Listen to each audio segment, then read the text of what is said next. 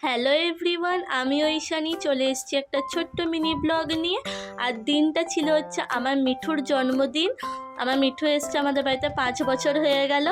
একটা ওর birthday cake আর একটা হচ্ছে টিচার্স ডের কেক। এই যে আমাদের কেক নেওয়াও হয়ে গেছে। আর এইদিকে দাদা 3টে টিকিট কেটেছিল স্ট্রিট টু দেখতে যাব। আর এই যে চলে এসেছি বাড়িতে। আর আমাদের বার্থডে বয়, এখন হয়তো তোমরা ভাববে যে ও ছেলে পাখি, তোমরা কি করে জানলে? হ্যাঁ, দেখলে তো ঠোঁটের নিচে ওদের কালো দাগটা, ওইটা একমাত্র ছেলে পাখিদের থাকে, মেয়েদের থাকে না। তো আমার ডোডো হচ্ছে ছেলে, আমার বার্থডে বয়। আমি ভীষণ ভালোবাসি ওকে।